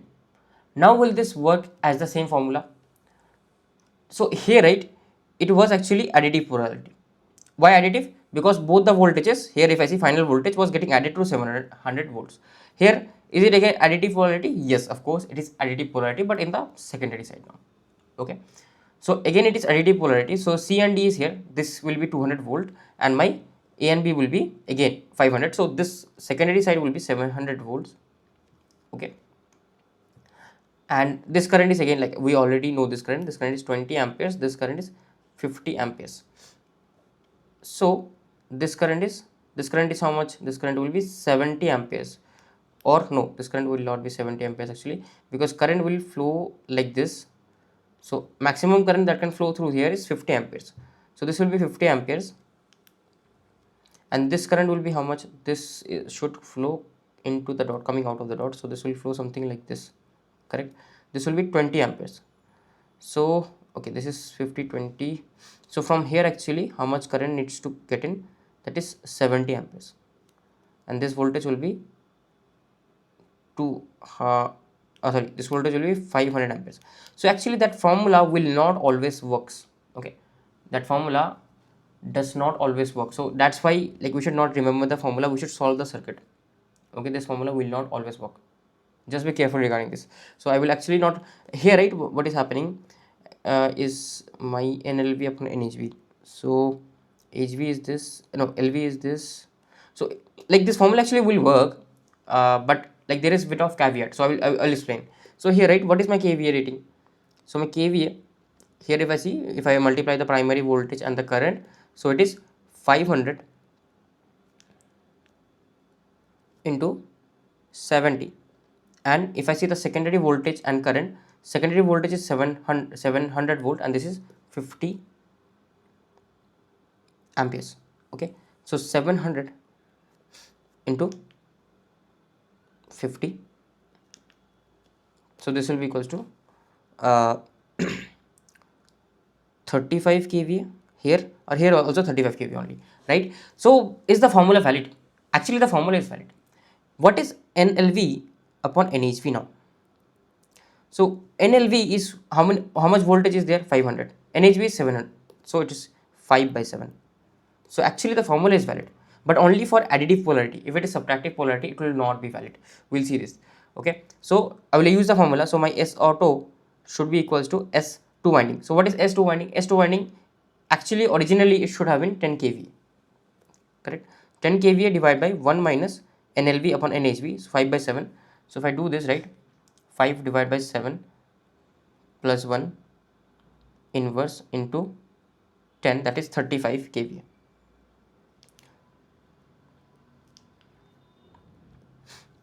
Okay, now let's discuss about the subtractive polarity. Will the formula be valid?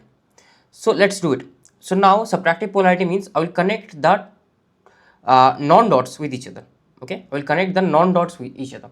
So then what will happen? What will be the potential here? So potential will be somewhat like this, right? This potential will be plus minus, because it is like dot represents the instantaneous polarity. So this will be plus minus 200 volt and this will be plus minus 500 volt. So overall, what is the potential? It is total 300 volt in this direction. Okay, in the output. And what about in the input? What about in the input? So in the input, if I see, I'm giving only this polarity, right? So what is this polarity? This is actually here plus minus. So this is actually minus 200 volt, because the polarity is in opposite direction. So it is minus 200 volts. Got it? Understood? What is the current? Current again here is, it is 20 ampere. Here it is, here it is uh, 50 ampere.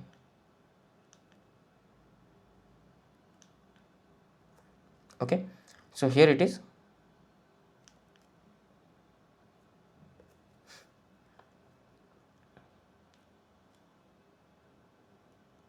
50 ampere, here it is 20 ampere, correct?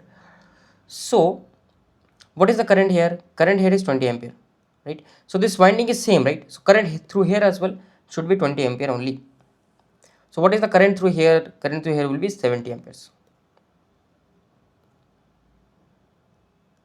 That you can see from here as well, because here 70 amperes need to come in. So what is the kVA rating now?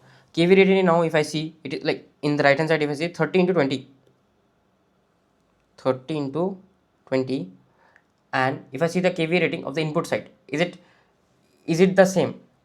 Is it the same as the input side? So if I see the input side, right, in the input side, what is the voltage? This is 200 volts, right? So 200 into 70. Okay, so input side, it is 200 into 70. So it is not matching here, right?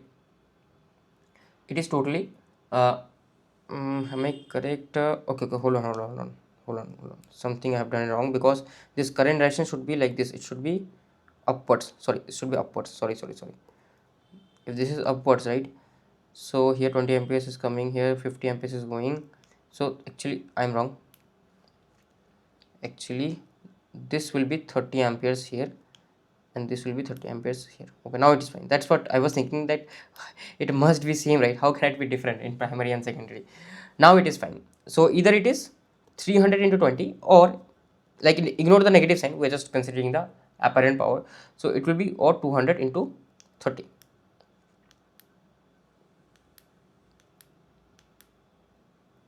Okay, so this value,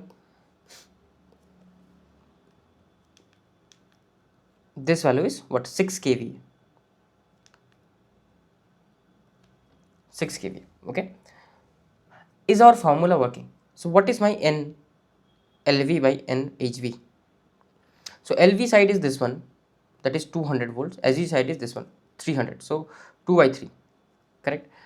So now if I use the same formula, that initial kVA was 10 kVA, so S auto will be equals to 10 divided by 1 minus 2 by 3. Is it working here? No, it is not working.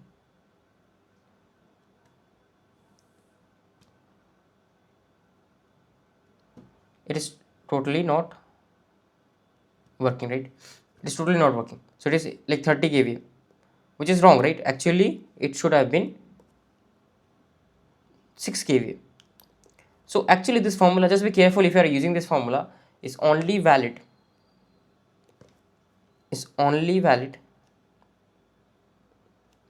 for additive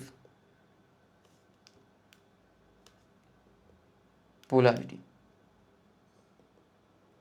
Okay, otherwise it is not valid. Just be careful. Like we can do another example, last one, where I am shorting the A and C.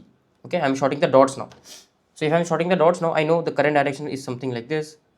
That is, in this direction how much current is going? 50 amperes. In this direction 20 amperes of current is going. So here 50 amperes of current is going, and from here 20 amperes of current is coming out. So this is 70 amperes. What is the voltage now? So this voltage is plus minus 200 volts. This voltage is plus minus 500 volts. So here I have plus minus 500 volts, and here what is the voltage? Here the voltage is 300 volts. Okay, and what is the current? Current is 50 amperes. Okay, so again I'm making a mistake. I'm just checking, this should have been same. This is coming out of the dot. Okay, it should be coming out of the C. Okay, sorry. No, it should go from, yeah, I made it opposite actually, sorry, made it opposite. This should be something, it should go from C, it should go from D to C. Yeah, it should go from D to C. It should go from D to C. So 50 amperes will come here. So this will be the direction of 50 amperes.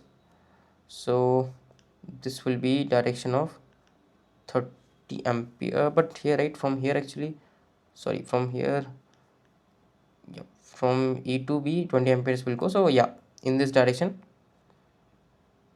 30 amperes will come. Okay, yeah, and in this direction 30 amperes will go. Okay, and here again 50 amperes will come out. Yes, this is correct. Okay, so what is the kV rating now?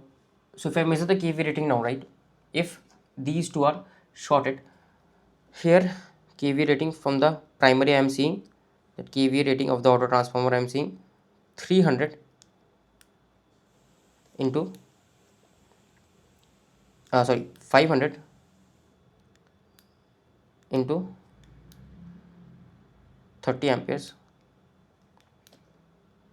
This will be equals to here 300 into 50. So this value is equals to 15 kVA.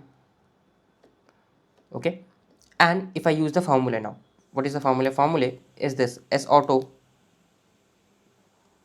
upon S uh, two winding transformer is equals to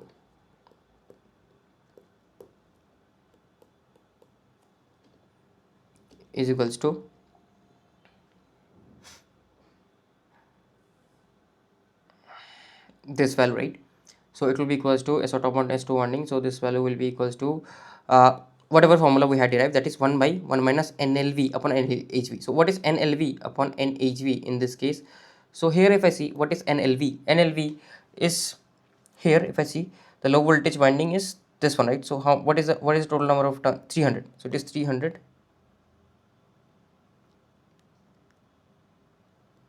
divided by the high voltage, that is 500, correct? So it is 3 by 5. Okay, so it will be 2 by 5, 5 by 2 into 10.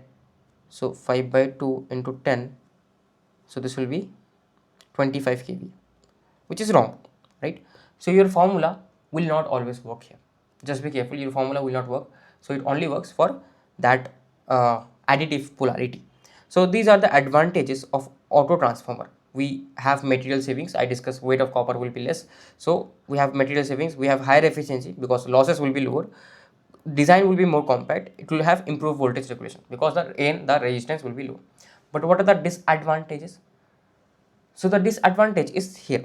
It has higher short circuit current. So we will study this in fault analysis. So there is a term known as short circuit current. If the resistance is lower, right, as the resistance of the winding is lower, so what is the current? Current is voltage by resistance. So if resistance reduces, the current increases. Short circuit. Short circuit current. I'm talking about short circuit current. So this will actually increase. So that is actually a bad thing. If short circuit current increases, the damage will be higher. Okay, it will easily get damaged. So there are insulation challenges as well because high voltage is applied at the primary while the secondary is open, and excessive high voltage can appear across the low voltage winding. So stronger insulation is required because obviously if voltage is high, then insulation will be required. There is no electrical isolation like the two winding transformer, right? Two winding transformer was totally electrically isolated. So if some fault would have occurred in the primary, right, let's say this is my core,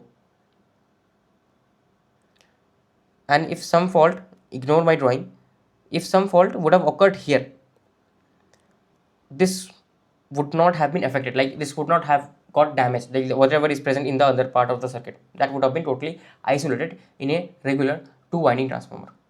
Okay, but in simple auto transformer, because there is electrical connection between the wires, so huge current can flow through the secondary as well. So that is a problem. So these are few things that we should keep in mind actually for a uh, auto transformer, and these are the applications of a auto transformer. Okay, you can go through and read this. These are the applications of auto transformer, and in the next lecture we will do assignment problems on auto transformer and this self and mutual inductance of transformer. So if you enjoyed this video, make sure to hit the like button, make sure to drop a comment in this video and in the first video. I will see you in the next lecture. Until then, happy learning.